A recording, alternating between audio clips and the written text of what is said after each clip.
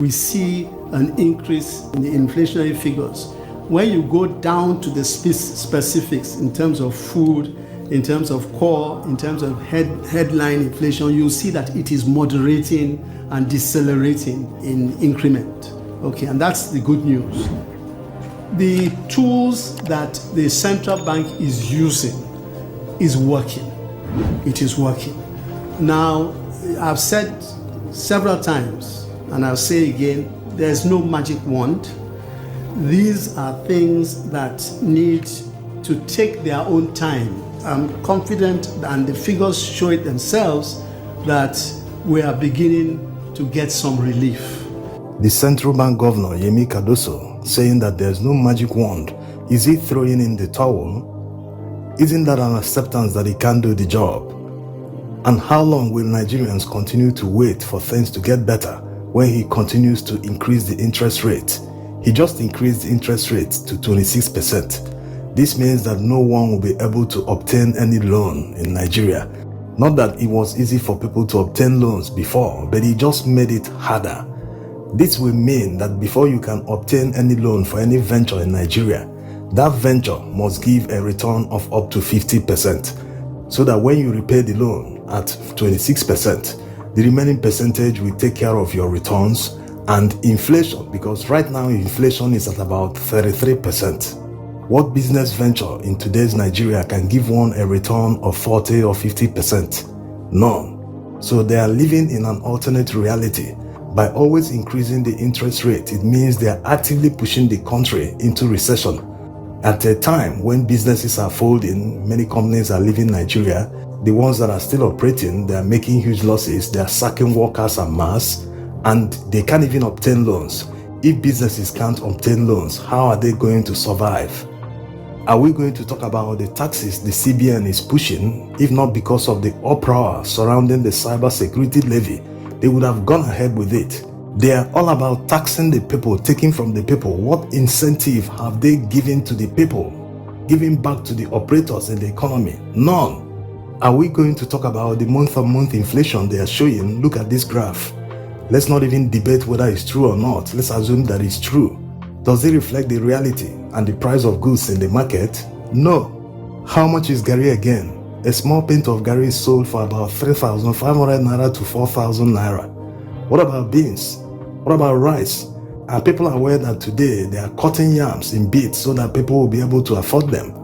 A small tuber of yam is sold for about 4,000 Naira, and that 4,000, many can't afford it, so the sellers cut them into 1,000 a piece so that people will be able to buy the yams. This is the reality under the current administration. And the economic team are busy formulating all sorts of taxes to continue taxing Nigerians when they are supposed to find ways to at least lift the economy to a level where they met it. Not to talk of improving it, because all new administrations must at least improve the situation better than they met it. No, theirs is seeking for IGR. IGR is not a measure of development, never.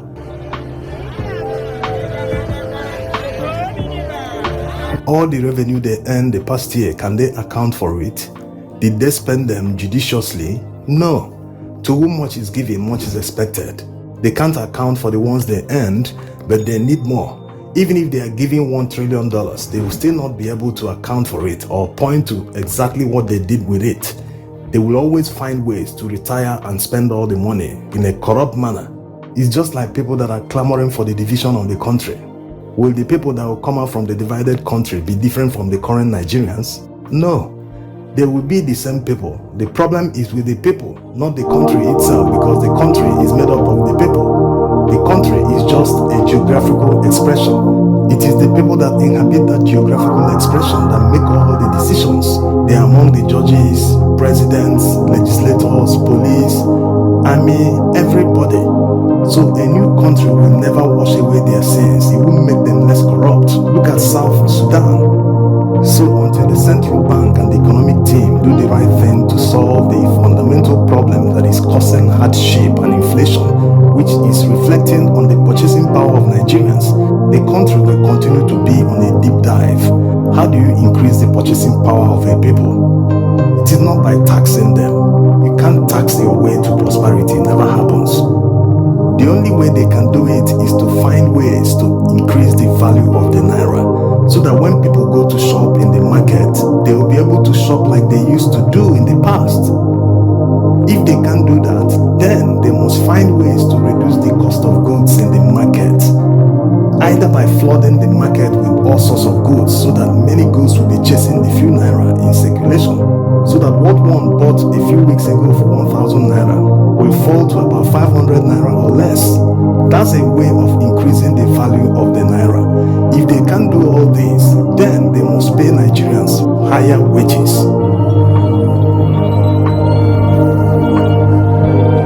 More than 10 years ago, when the minimum wage was still 18,000 Naira, that 18,000 Naira was worth more than $100. Today, that we have about 30,000 Naira as minimum wage, is now worth up to $50. And the government is proposing, they just made a second offer to labor, that they will pay 54,000 Naira as minimum wage, while political office holders earn millions of Naira every month. Yes, all political office holders, their allowances and basic salaries are in the millions of Naira. Look at legislators, look at House of Assembly members, look at assistants and special advisors, and the Nigerian workers that do the job themselves. Because look at the ministries, for instance, it is the civil servants that are responsible for all the jobs. These political appointees, they are just heads, they are just like MDs of banks. So they removed all the subsidies, devalued the Naira, increased the electricity tariff, all the benefits that Nigerian workers enjoy. They brought all the hardship. They have to pay for it. There's no free lunch. And the central bank can never absolve themselves from what is happening in Nigeria today. Because when you look at all their policies, how can a central bank demand that banks recapitalize at this time when Nigeria's economy is in a downward spiral? Where do they expect them to raise the capital to recapitalize? When the central bank did the capitalization in the mid-2000s under Soludo, Nigeria's economy was very buoyant at the time, and all the banks went to the market to raise funds. And at that time, most bank offers were oversubscribed because Nigerians were simply buoyant. They had money, the Naira was still very valuable against foreign currencies. Can you compare that to today? No, the Naira has lost value by as much as 300%. So until they do the right thing, all these problems we're facing today, which of course was caused by them, will never be solved. At the initial stage, they blamed crypto platforms for fixing the exchange rate for Nigeria instead of the central bank.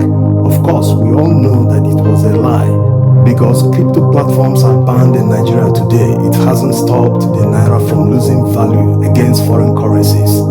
So until they do the right thing, governance is not about propaganda or shifting blames. They have to accept responsibility and know that the only way to boost the exchange rate and increase the value of the Naira is to go into deep